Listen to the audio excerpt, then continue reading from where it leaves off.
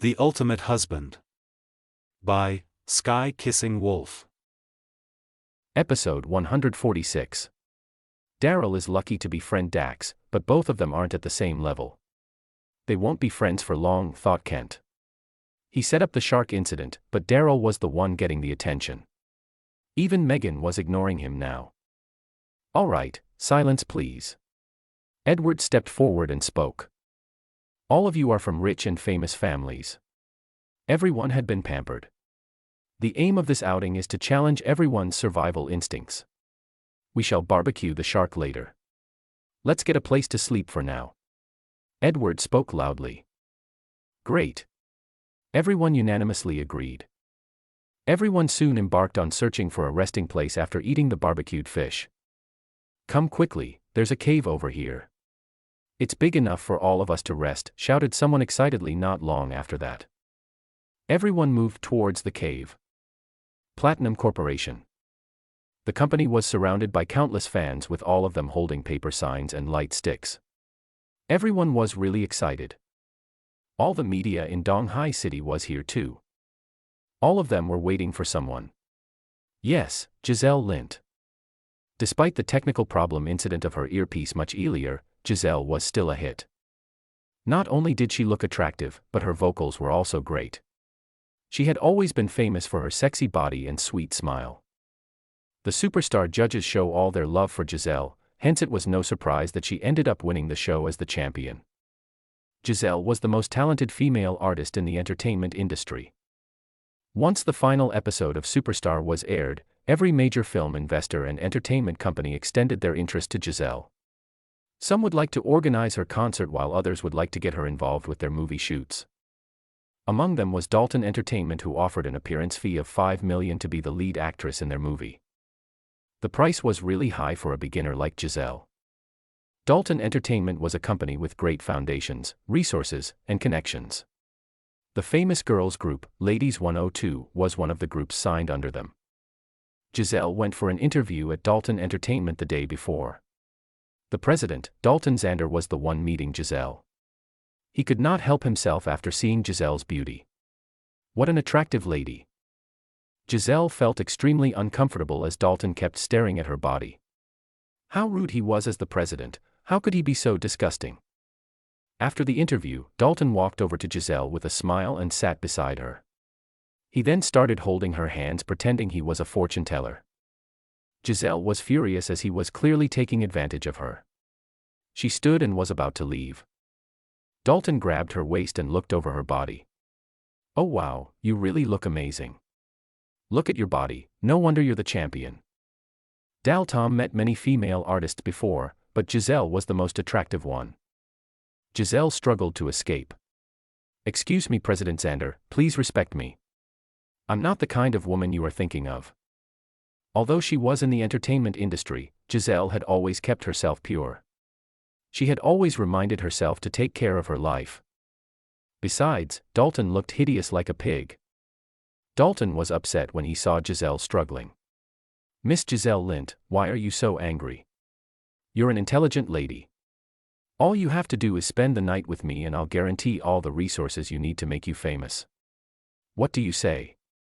Every woman is the same, all of them will bow to me if I offer what they desire," thought Dalton. That was his accumulated experience after all these times. After he finished speaking, he went on and put his hands onto Giselle's legs. Giselle could not stand it anymore. She stood up and gave a big tight slap on Dalton's face before marching out of the room. Dalton was furious and shouted at Giselle, "Shit. Who do you think you are? How noble are you? In 2 months' time, you'll come back crawling and begging at me. If not, I shall be your son. How dare she treat me like that? She will never be able to survive in the entertainment industry anymore.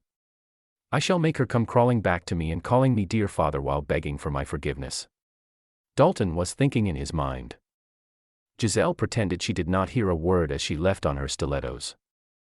Episode 147. Moonlit River. Giselle walked in once she got out of the car. Her high school class monitor Clifford had just called to inform her of a gathering. She was really upset over Dalton's incident the day before. It would be great to attend a friend's gathering to relax. Giselle's appearance immediately became the focus. All of her classmates came over to greet her since Giselle was the class goddess and currently a star. Apart from Giselle, the next person who attracted the most attention would be their class teacher, Lana Thomas. Lana was absent from the last gathering and finally managed to make it this round. The 30-years-old Lana was the most beautiful teacher in the school. During her lessons, all the boys were unable to concentrate from being distracted by her body. After a few years, Lana still looked the same. In fact, she looked even more attractive and extremely sexy with her pencil skirt which displayed her perfect body. Lana and Giselle were both equally attractive in both their looks and figures. All the men were lost in their beauty. Clifford, their class monitor, was amazed. "Miss Thomas, you still look the same despite so many years have passed. You still look so beautiful." Clifford was made the monitor during her school days not only due to his academic performance but also his sweet words. Lana had always been a very strict teacher at school such that none of the students would compliment her. Now that they had graduated, Clifford no longer hesitated to throw her compliments. Lana smiled. "All of you look the same too. Clifford, your sweet words and Giselle's beauty are the same as before." The one I remembered most was Daryl and Alex. Both of them used to sit side by side and cause troubles. Of course, Daryl was the second son of the Darby family who used to cause trouble and refused to study thinking he was from a rich family. He had caused headaches to his teachers. Alex laughed listening to those words. "Miss Thomas, you still remember. I've changed now." Shit, it was always Daryl's idea that got them both in trouble. He did not expect his class teacher would still remember about it. Alex sighed thinking, "Daryl, why aren't you here today? You missed the chance to meet our beautiful classmates." Alex felt sorry for him since Daryl was his best friend. Lana smiled and looked around. "Is Daryl here?" Clifford replied quickly, "Miss Thomas, Daryl is doing great now. He is live-in son-in-law and eats on his wife's wealth, hence he doesn't need to work. Unlike most of us, we are still working hard to make a living." Haha. Everyone was trying to hold their laughter while a few ladies started giggling. "Oh, that's right, Miss Thomas. He must be busy with house chores now. He won't have time to come here. Teacher, don't you know that Daryl is now a famous person in Donghai City? Famous for being useless." Haha. Alex was really upset listening to their words. He squeezed his brow and scolded, "We are ex-classmates, why do all of you have to behave as such? Is it that good to talk bad behind Daryl?" The group of people was too much. Daryl was just a live-in son-in-law. He was not relying on then others. Talk too much. Alex was really upset from hearing those bad words about his best friend. Clifford replied, "Alex, why are you so emotional? We are talking to Miss Thomas, not talking to you." Alex ignored them and went back to his seat. Lana was not happy either. It was nothing surprising that Daryl, being a live-in son-in-law, was not doing well. During his school days, Miss Thomas had punished him countless times. After he was banished from the Darby family, he became a useless person as expected. Lana was not sympathetic toward Daryl and said coldly, "Let's not talk about him. He had always deserved it now that he had become a live-in son-in-law like what all of you just mentioned." Lana had drunk quite a lot of alcohol after a few rounds of drinks. Looking at most of her students doing well, Lana was really proud. She bumped into Giselle while she was heading to the washroom. "Giselle, I would like to ask for a favor." Lana spoke softly while closing the door behind her. Giselle smiled. "What is it, Miss Thomas?" "I'll try my best to help."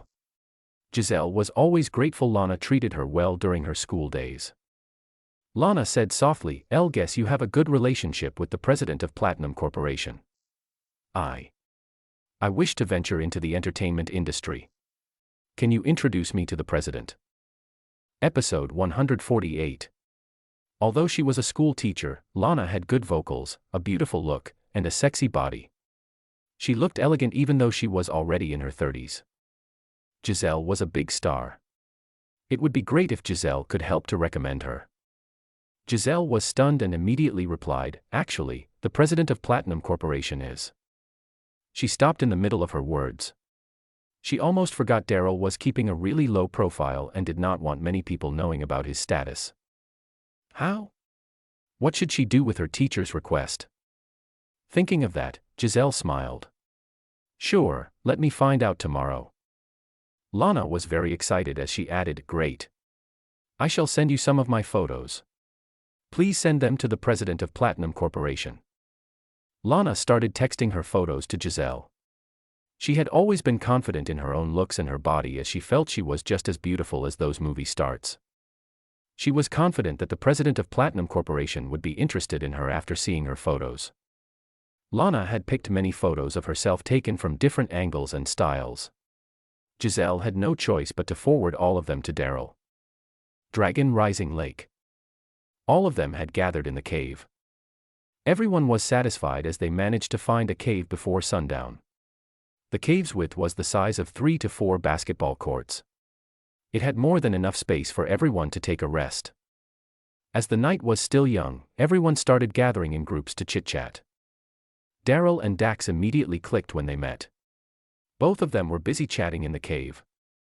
After a while, Dax's wife felt rather bored and hence Dax went out for a walk with her. Dax's wife, Nancy, was also a beauty who looked elegant and beautiful. She was wearing a pair of jean shorts and a short top. There was a fierce-looking red phoenix tattoo on her back and she looked really presentable. However, none of the men around would dare to even peep at Nancy due to her husband's background. I'll take a walk with my wife. Let's continue our chat later, said Dax to Daryl while holding onto Nancy's waist. It was obvious their relationship was very good. Lily and Yvonne approached once Dax left. Daryl, how did you kill the shark? Lily asked curiously. She finally had the chance to ask him.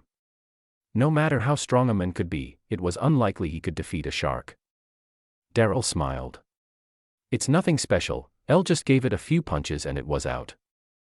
Everyone was eavesdropping as they were also interested to know but started laughing when they hear what Daryl had said. What a liar. Perhaps he had lost his dignity being a live-in son-in-law and wanted to be a hero now. Just with a few punches and the shark became unconscious. Kent puked on the ground loudly as an attempt to show his disagreement with Daryl's words. Daryl ignored him and continued, I found a knife when I was deep in the water. I'm not sure who had thrown it in there, but I used the knife to poke through the shark's body and killed it. Daryl intentionally said that for Kent to hear him. When the shark appeared earlier, Kent threw the knife towards those ladies to distract it from chasing him so that he could escape. What an idiot. Kent's face turned black. He was mad at Daryl for bringing up that incident again. Just when he was about to walk over and argue, a loud voice was suddenly heard. No. Something is wrong. Help. Episode 149. Dax panicky rushing in while carrying Nancy. Is there a doctor here? Anyone? Nancy fainted in his arms with her eyes shut tightly. Everyone who was chatting earlier went towards them and was stunned. What had happened? Why had she fainted? Everyone wished to use this chance to establish a connection with the Sanders family, but none of them were doctors. At that moment, a lady stepped forward. She was Helen Darwin, the granddaughter of the Darwin family. She was a very studious girl and currently doing her second-year medical degree. Dax felt relieved upon seeing her. Helen took Nancy's pulse and in just 3 seconds, she shook her head and said, "This is something abnormal. Her breathing is very weak, she'll not be able to last for the next 2 hours. Miss Darwin, you are frightening me. Can you please help her?" Dax's body was shaking. He had never been so worried, even when he was fighting with a few hundred people. I can't with my current abilities. Helen sighed. What? Dax was stunned. Helen was the top student in her class. Her medical skills and knowledge were as great as those of experienced doctors from large hospitals. Dax was anxious and furious from hearing Helen's words.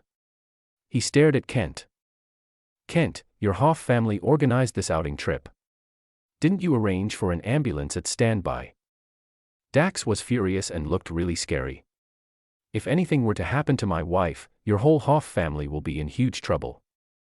His yelling was as loud as thunder. Kent was stunned and his whole body was shaking as he stuttered, "BB brother Dax, I'll call for an ambulance now." Sanders was one of those families he could not afford to piss off. Megan was getting worried. Despite still feeling upset at Kent over the fake shark incident during the day, she started to worry as she saw Kent was shivering badly. Looking at the darkness outside the cave, Kent looked troubled.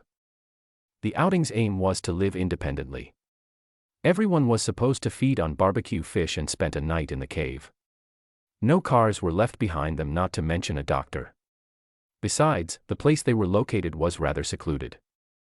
Even if they managed to call for an ambulance and get to the hospital, they would only be able to reach the next morning. Don't bother to call for an ambulance. I'm afraid by the time the ambulance gets here, the poison would have spread to her entire body, said Daryl calmly. Daryl, are you able to save my wife? Dax asked anxiously when he heard Daryl's voice. No. He's not able to save her. Lily was worried as she pulled Daryl's shoulders and said, Daryl, shut up. For their 3 years of marriage, she had never seen him reading any medical-related books. How would he be able to save someone? That was a life-or-death situation. Daryl tapped Lily's hands gently and assured her not to worry. He then smiled at Dax. Don't be too worried, Dax. Did your wife consume any wild fruits? Nancy was lying motionless on the floor with everyone looking at her body. Only Daryl noticed there were some white-colored liquid on her red lips. Dax nodded. Yes, she ate some plums which I picked for her from a fruit tree nearby. Plums? Daryl laughed. She must have wrongly eaten the poisonous monk's blood fruit. It was an ingredient for producing elixirs.